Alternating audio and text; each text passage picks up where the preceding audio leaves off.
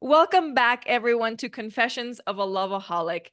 I'm so excited to introduce our new guest. We have Miss Angela Griffith joining us, and I'm going to tell you, she's got a super yummy bio that we're going to be getting into. And this topic that we're going to be talking about today is very near and dear to my heart. We're going to be talking about sex, healthy conversations around sex, healthy sex in a marriage, and all of the above. This for me is an important topic because of how I was raised. I was raised very strict Mexican Catholic, and my entire life revolved around my virginity, and it caused a lot of pain, trauma, and turmoil. And I went on my healing journey to talk about that on for myself, and now I'm married to the love of my life.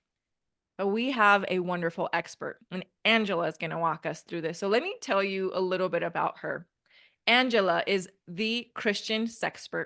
She brings a unique blend of humor and education to a very rarely discussed topic of sex in Christian marriage. She brings hope and healing to those damaged by toxic church teachings of purity culture and phrases like men need sex. With a following of over 100,000 followers on TikTok, she is ready to challenge what you think you know about what sex and intimacy mean in marriage. While she comes at the topic of sex from a Christian worldview, about half of her followers are not of any particular faith, me, myself included, which is why I was so excited to have Angela come on, because I don't follow any particular faith. And I'm like, I want my audience and people who are Christian or non to hear her take on this.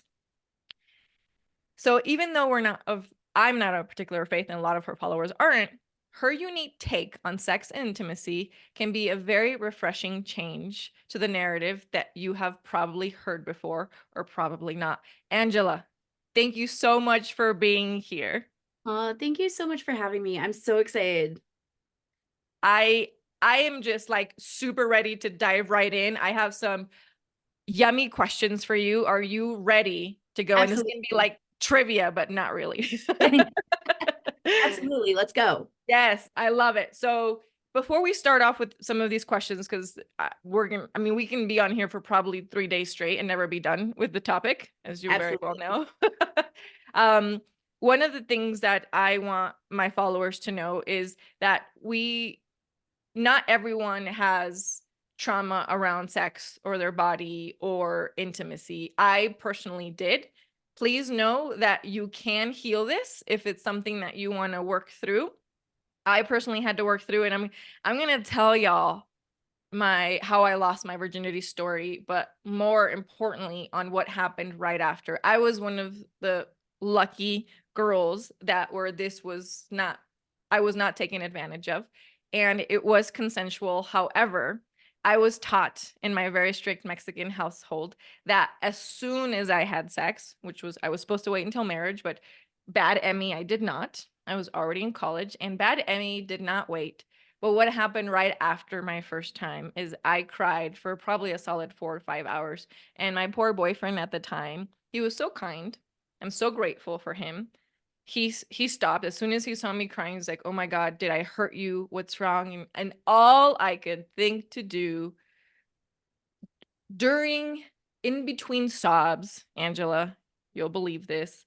In between sobs, the only thing I could say was, "You're not gonna love me anymore because I'm not a virgin." So therein lies Emmy's trauma around sex. So we can go so many different ways. Do you want to start commenting sort of like the general perspective, Angela, of why you started this before we go into because I see we have some very direct questions. So I think it's important to sort of set the stage here of why did you even start this in the first place? I think your story speaks to why I started the Christian Sexpert because the evangelical and Catholic Church have commodified a woman's virginity, in particular girls, less so boys and men, but they have made girls worth nothing more than their virginity, and that's your entire value as a person, is whether you are a virgin or not. And that is so damaging, because now we have this whole generation of girls growing up, getting married, going into marriage with no sex education, right? No scientific sex education or proper emotional sex education, getting married, being told, don't think about it. It's shameful. If you wear a tank top, you will cause your brother to sin. Like you, the 17-year-old boy is going to go to hell because you're wearing a tank top, or the 35-year-old man sitting next to you in church is going to go to hell because you're wearing a tank top. But then I'm supposed to just put a ring on my finger and turn into a sex goddess, because now I'm getting told, if you don't have sex with you, your husband's going to have it, get it elsewhere. If you don't have sex, your husband's going to use pornography. If you don't have sex, he's not going to love you. Like, all that we are told that we are worth is wrapped up in our vulva. And that is not, I mean, I'm coming from a faith view, so that's not God's design for sex, but also, like, that just, putting any faith issues aside, that's just handing 13-year-old girls a bucket of pre-made trauma and saying, carry this for the rest of your life. And I want to be part of the change, because I have not walked away from my faith. I am still very faithful. And I want to be part of the change that says this isn't healthy. This isn't normal. This is weird. Let's fix this. Like, you all should be, my tagline is go have good sex. I want couples to be having good sex. I get told on a daily basis, you just hate sex because you're not getting any. Because if you can't see the video of this recording, FYI, I'm a fat middle-aged housewife. So every man who hates my message just tells me, you just hate sex because you're not getting any. No, sir, you're just afraid that the fat middle-aged housewife is having better sex than you are. That's the real problem. But anyway, I Oh, want, snap. Sorry, I told Angela before we started this I was not gonna interrupt, but that deserves several snaps. but that's Yes, what it thank is. That's what you. it comes down to, is they are afraid that the frankly obese housewife on the internet is having better sex than they are. And I am, and I want other people to have that same good sex. I absolutely love your tagline. And Angela is everything she described and a sexual amazing goddess. Absolutely beautiful. For those of you who can't see the recording, I have to add some more details. We also have a special guest with us. Who's joining us? This is this is Honeybee. This is my, she's 7 or 8 month old puppy. And so I'm also a homeschool mom. We were very busy with school today, so she didn't get as much attention as usual. So in her mind, I'm sitting down, I'm not actually typing at my computer. There's nothing else in my hands. There is zero reason that I should not be holding her and loving her. So Absolutely. I agree, honeybee. joining us. Rock on, baby girl. I love it. So, Angela, can you walk us through? I know you created this really powerful program for couples in a relationship. Can you walk us through the 12 types of intimacy? Yes. So this is, oh, I don't have the researcher's name pulled up, but this is based on the work of some other researchers. And if I was a more responsible person, I would have had that name pulled up, but my ADHD prevents me from having it memorized. I love But it. When you find it, we'll put it in the show notes. yes, We absolutely. always credit where credit is due. Yes, absolutely. But I have expounded on the research that I was reading because it's so valuable. So one of the things that people always talk about when we talk about, like, marriage and like how to make your marriage better, is people are always like, well, what about the 5 love languages? And I'm like, I have issues with that, because it turns love into a checklist, like something to be accomplished, or like a token system. If I put in acts of service, then I get sex out, right? And that's not how a healthy marriage is built. And so when I discovered the 12 types of intimacy, I was like, this is the conversation that we need to be having. Because so when I say intimacy in marriage, what's the first thing that you think of? Sex. Exactly. Exactly. But there's actually 11 other types of intimacy that we can be experiencing. And so I apologize for my voice, y'all. It is January. I have small children in the house. Therefore, it's just germ central here. But running through the 12 types of intimacy, I'm just going to run through them and you tell me which ones you want me to expound on. So we have aesthetic, commitment, communication, conflict, creative, crisis, emotional, intellectual, recreational, sexual, spiritual, and work. Ooh, I think out of all of those, I can either guess or know what most of them are. I have no idea what aesthetic is. Can you tell us more about that? Well, let's So, start there. yes, aesthetic intimacy is all about creating small moments of beauty together. So, Mm. it could be like a really big thing, like going to see like Wicked on stage, right? Like that's a moment of beauty. But it can also be something as small as my husband a few years ago brought home an orchid, and I think it was right after my grandfather died. And I kind of laughed because my grandfather was a master gardener, and I laughed and I was like, "Why did you bring this home? These things are notoriously impossible to keep alive. My grandfather never was able to keep one alive. What makes you think I'm going to be able to keep this alive?" And the thing has not died. I cannot kill, like, this is literally the only Of house course. plant in my house. And every time it reblooms, like, he and I have this conversation about, like, the orchid bloomed. Like, that's, like, our aesthetic intimacy is, like, marveling at this orchid that just won't die, right? And so, like, it's that small moment of beauty. I love that. Absolutely love that. I can think of many examples with me and my husband. I think it's cool to have a name to it. I didn't know that that had a name.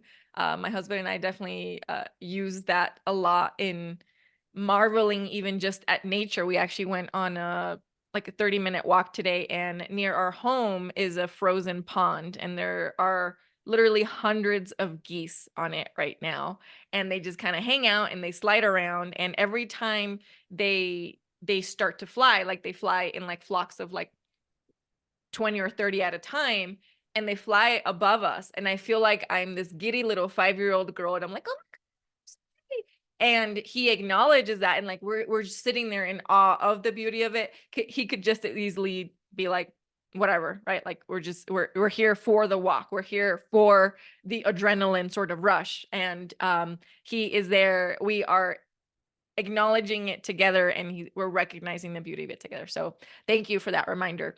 Did you say there was conflict intimacy? There is conflict Ooh, intimacy. tell us about that. So I was actually just writing about that. I'm getting ready to do an in-person talk next week. And so I was prepping my notes right before this and I was writing about conflict. So people are really afraid of conflict and conflict intimacy because they think if they're fighting, there's something wrong with the marriage, right? And or like if we disagree, then he doesn't love me anymore, all these things. And our generation in particular, like millennials, Gen X, Gen Z, nobody in any of these generations were taught how to handle conflict well, right? And if you were, can your parents adopt me? Because I don't feel like any of my friends really know how to handle conflict well.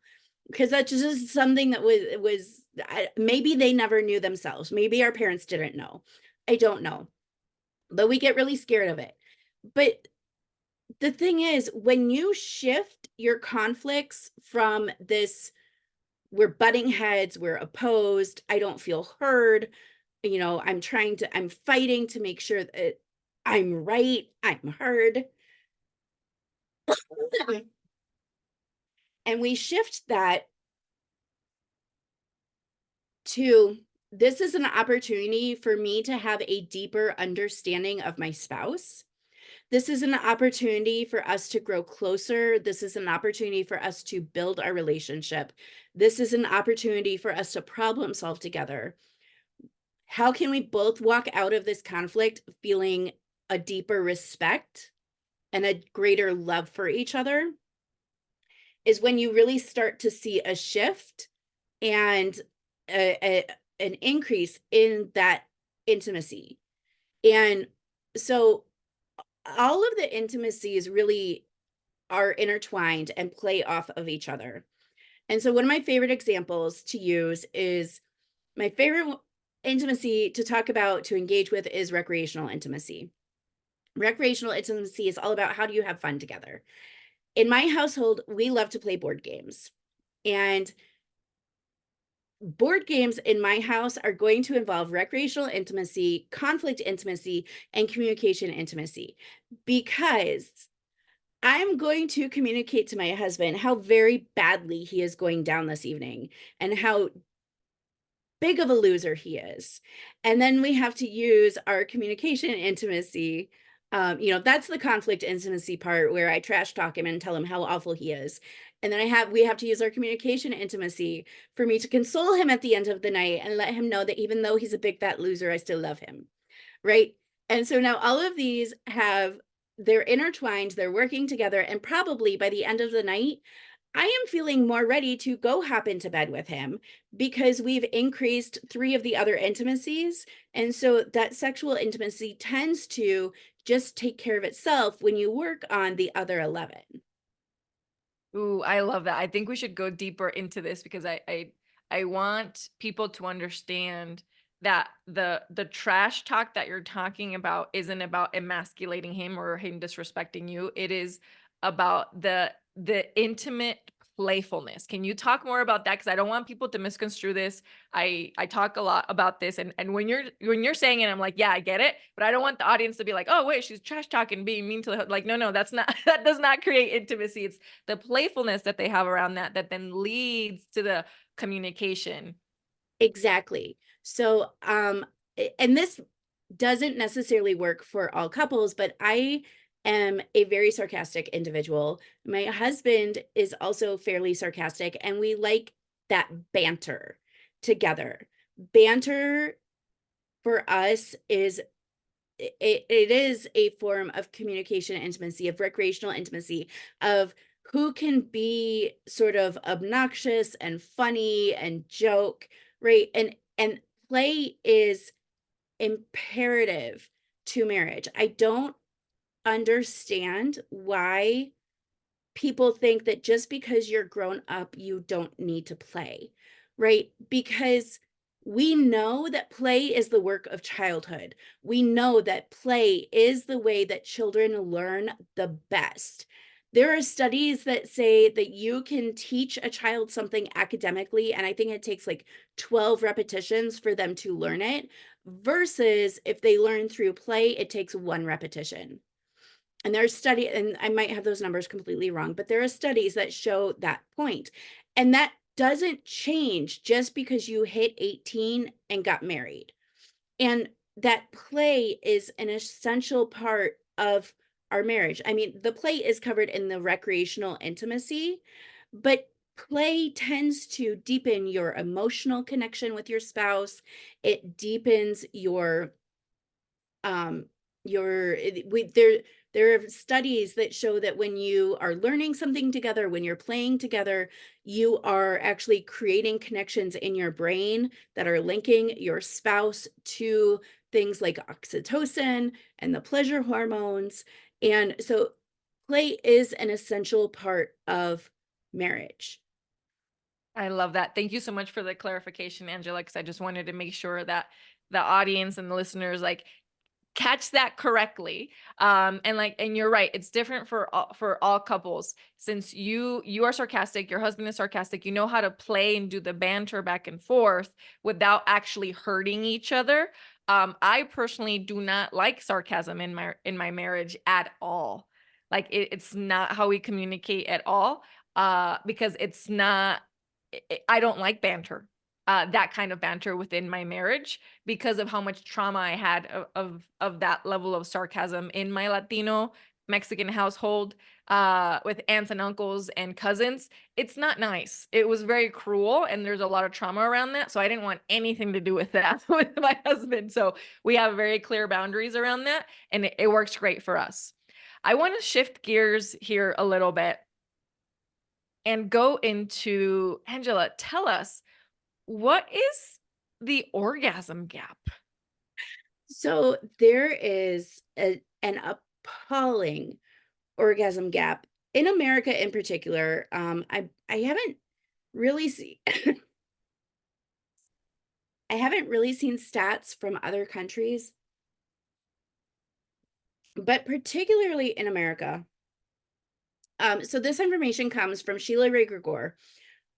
She did a massive study of, in particular, evangelical couples, but the science does track that this is pretty on par with non-evangelicals as well. But the stats I am quoting are from evangelicals, from Sheila Ray Gregor, simply because that's what I have written down.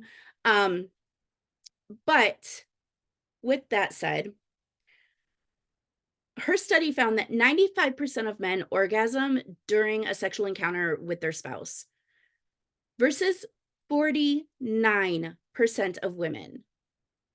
So men are having orgasms at almost a 2-to-1 rate to women, which makes no sense because we are the multi-orgasmic creatures and they have ridiculously long refractory periods. Refractory period being how long that they can go between orgasms. So this does not make sense. Why is it, if we are the ones that can have multiple orgasms, why are we not orgasming every single time versus he's orgasming every single time? Make it make sense. Yeah, like TikTokers are loving to say, the math is not mathing, right? No, The does math not is not does not math. literal. We have the stats to prove that. So, Angela, how do we make this better? How do we close the orgasm gap in a healthy way in a healthy marriage? So one of the things that I have come to realize is there's a lot of women that don't understand their own bodies, first of all, and they simply don't know how to orgasm. Part of that is due in part, great grammar there. Part of that is due to anatomy, right? The men's anatomy is on the outside, so much easier to stimulate, and the fact that the average man takes 5.4 minutes to reach orgasm versus the woman's bits are all inside, right? Like I don't, how explicit can I get here? Can I say the real words? Okay. Sorry, I'm telling Angela, as of course I was muted, as explicit as you want. We're talking about sex Okay. and we want to be as clear as possible, as clear and as respectful anatomically and however you want to talk about it. Okay, so right. So women, like technically the clit is like you could say it's outside, but something like 95% of our clit is actually in an internal organ. Literally, it's just the tip that is accessible to the outside. So it's harder to stimulate, first of all. Um, and if we're looking at the statistics, that only about 20% of women can orgasm through penetration alone. And so that means about 80% of women need about 14 to 20 minutes of direct clitoral stimulation in order to orgasm. And the majority of women also need about 40 minutes of foreplay to even be ready to engage in penetrative or direct stimulation activities. And so when we have normalized this narrative of men need about 5 minutes, compare, and then it's things like I literally, right before I got on this podcast recording, had a man comment on a TikTok video and say, well, women just need to move faster. And Oh dear my me. response is it that women need to move faster or is it you're just too fast? Exactly. Ooh, mic drop. Yeah. And because biologically, we're the like we need more time. And so men are not being right. This all goes back to the lack of proper sex education. What man do you know that can quote those stats? What man do you know that would know that it is normal for the woman in his life to take 20 minutes of direct stimulation in order to get there? That's not that information is not normalized. So all of these things are things that are contributing to the orgasm gap. And then you've got issues like, is he just a selfish lover? Is he not prioritizing her? But starting with the knowledge that we simply take longer is a great place to start. I love that. And thank you for sharing. You're right. There are multiple levels here, right? So there's a level of just first us ourselves not understanding our bodies as women, and then our if we don't understand it, then how do we expect our men to understand it, right? So there's has to be an open conversation around sex that does not require it to lead to sexual intimacy. It's just sort of more education, right? Conversations around having fun around that. This is assuming that we're in a healthy marriage, right? In a healthy marriage where equal partners want to participate. And then, like you said, we're going into toxic, potentially dangerous marriages where there are selfish lovers or like toxic situations, and where they actually get off of the adrenaline of, having to take their partner every time and she's just an object. That's a whole other conversation. Right. And there's also issues of things like couples who are in a situation of like marital coercion, where they don't necessarily realize that it's marital coercion happening. But if he's saying things to his wife like, well, I need sex. I need an orgasm every 3 days. I need, you have to do this for me. If you don't do this for me, I can just go get it elsewhere. Those Mm, are all what we call marital coercion, and we know that marital coercion actually makes women impotent. mm. So if she has been coerced into sexual activity over the course of years, she's going to stop orgasming. Even if she gets to a point where she's like, I want to have sex, I want an orgasm, all of that coercion can actually make her impotent. Wow. Yeah, because it shuts down the parts in the brain of pleasure, right? It's no longer Correct. pleasure, it turns into a duty or chore. Right. And she's just Exactly. doing it out of chore, and that's assuming that she even goes down that path, or she just shuts down all completely. Right. Wow, I feel like we can spend 2 days on a retreat just talking about this part right here. I have another really important question for you because I have no idea what this is, and I know my audience wants to hear about it, and I would love your explanation. Angela, what is death grip syndrome? So this actually dovetails really nicely.